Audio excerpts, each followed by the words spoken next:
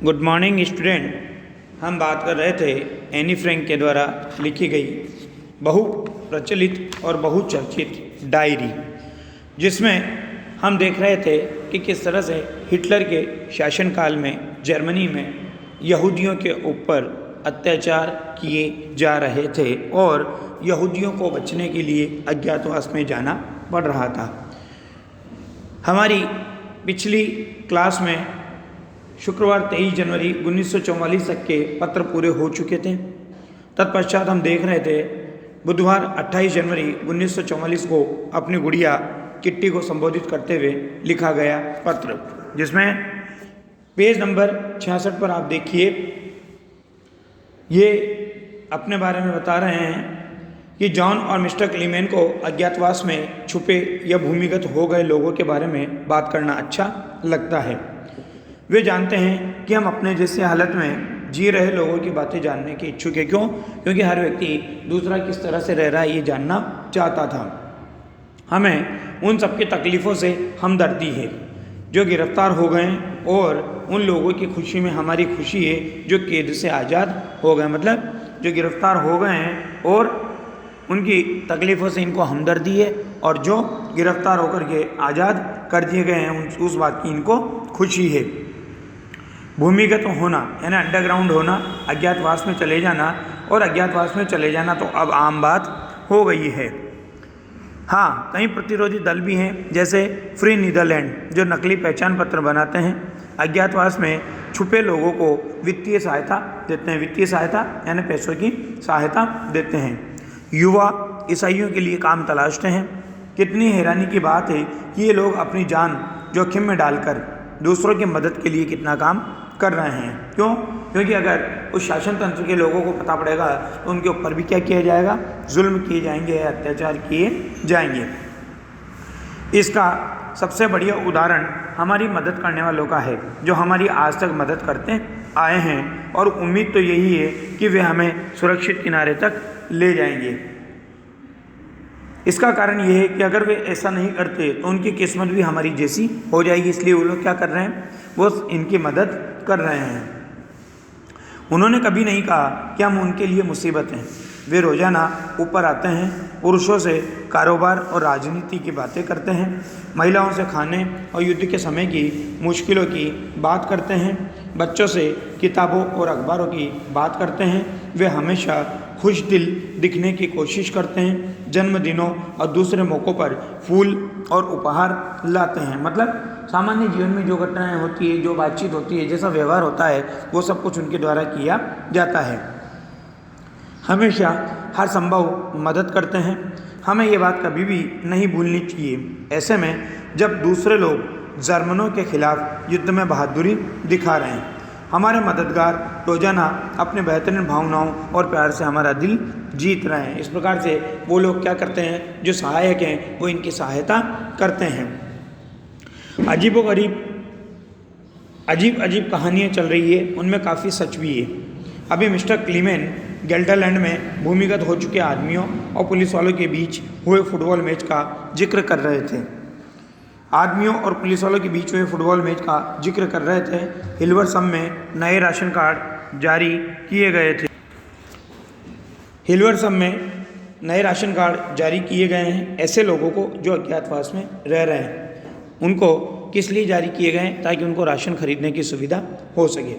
अगर ration card ना हो तो एक कार्ड के लिए 60 गिल्डर देने पड़ते हैं। गिल्डर वहाँ की मुद्रा है, जिसके बारे में हमने पहले भी पढ़ा कि जिस पर रोक लगा दी गई थी। जिले में अज्ञातवास में रह रहे सभी लोगों से रजिस्ट्रार ने आग्रह किया है कि वे फलां दिन एक अलग मेज पर आकर अपने कार्ड ले जाएंगे। मतलब उनको दिन निश्चित कर दिया गया है कि इस दिन उनके राशन कार्ड मिल जाएंगे और आकर के वो लोग ले जाएं। इस सब के साथ ये भी ख्याल रखना पड़ता है कि इस तरह की चालाकियों की जर्मनों को हवा भी ना लगे, क्योंकि जर्मनों को हवा लगेगी तो क्या होगा? सारी कार्यवाही पर रोक लगा दी जाएगी और उन पर अत्याचार किया जाएगा। तुम्हारी एन, ऐसा कौन कह रही है? एन कह रही है।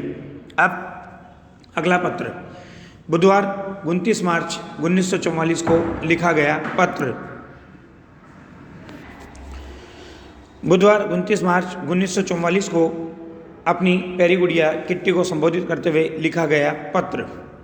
एन फ्रैंक कह रही है, मेरी प्यारी किट्टी, कैबिनेट मंत्री मास्टर बोल्केस्टीन ने लंदन से डच प्रसारण में कहा है कि युद्ध के बाद युद्ध का वर्णन करने वाली डायरियों और पत्रों का संग्रह किया जाएगा। क्यों? क्योंकि वो डायरियाँ और पत्र ही उन जुल्मों का जीवंत दस्तावेज बनेंगे, इतिहास बनेंगे। और फिर हर कोई मेरी डायरी पर झपट पड़ा। सोचो ये कितना दिलचस्प होगा जब मैं इस गुप्त एनेक्सी के बारे में छपवाऊंगी। उसका शीर्षक ही ऐसा होगा कि लोग इसे एक जासूसी कहानी समझेंगे।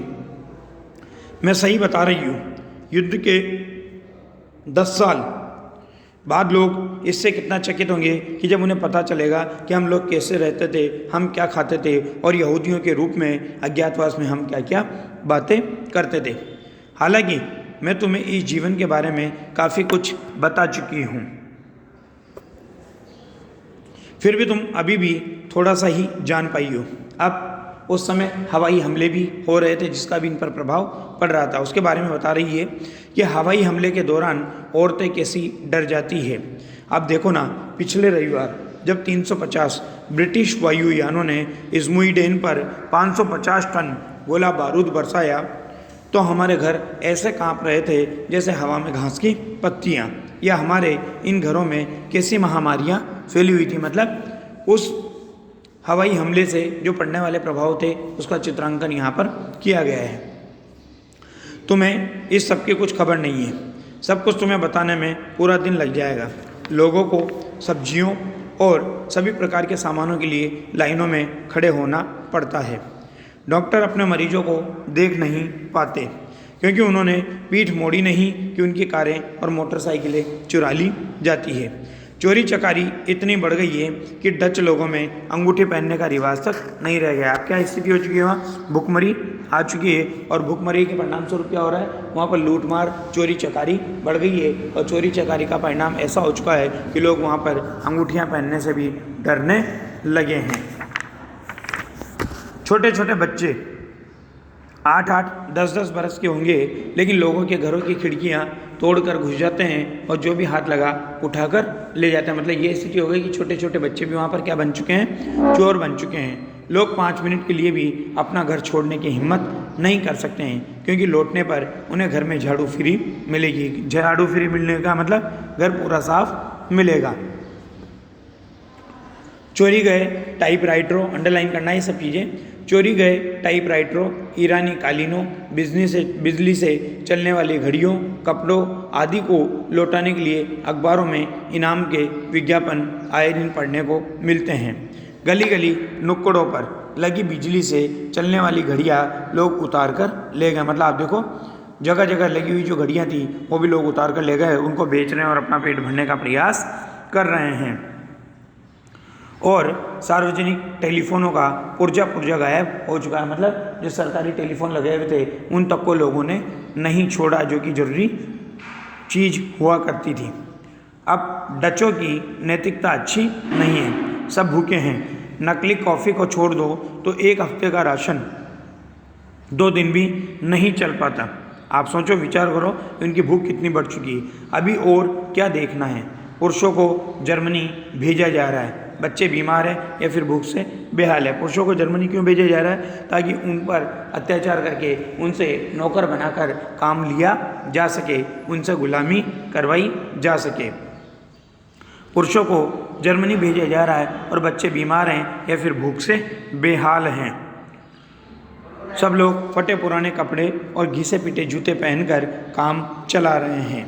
मतलब स्थिति हो गई कि उनके पास कपड़े खरीदने को पैसे नहीं हैं, जूते खरीदने को पैसे नहीं हैं, और जैसी उनके पास स्थितियां हैं उन स्थितियों में ही वो जीवन जी रहे हैं।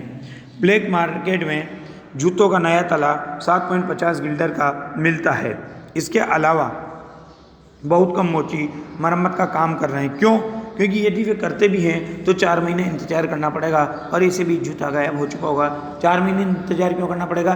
क्योंकि लोगों के पास पैसा नहीं रहा, उनके पास फटे टूटे जूते इतने आ रहे हैं कि उनकी भीड़ जमा हो गई है। अब वो अगर दिन भर भी मेहनत करते हैं तो भी इतने जूते उनके पास इकट्ठे हो रहे हैं कि वो 4 महीने तक काम करेंगे और 4 महीने में उस जूते का नंबर आएगा तब तक वो जूता गायब हो चुका होगा।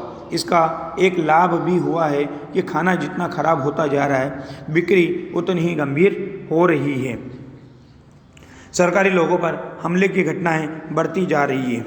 खाद्य कार्यालय, पुलिस अधिकारी सभी या तो अपने साथी नागरिकों की मदद कर रहे हैं या उन पर कोई आरोप लगाकर जेल में भेज देते हैं। सौभाग्य से बहुत कम डच लोग गलत पक्ष में हैं। इस प्रकार से उस समय का वातावरण जो भयानकता को प्रकट करता है, उसका चित्रण एनी फ्रैंक के द्वारा यहाँ पर किया गया है। धन्यवाद। बाकी बाद में।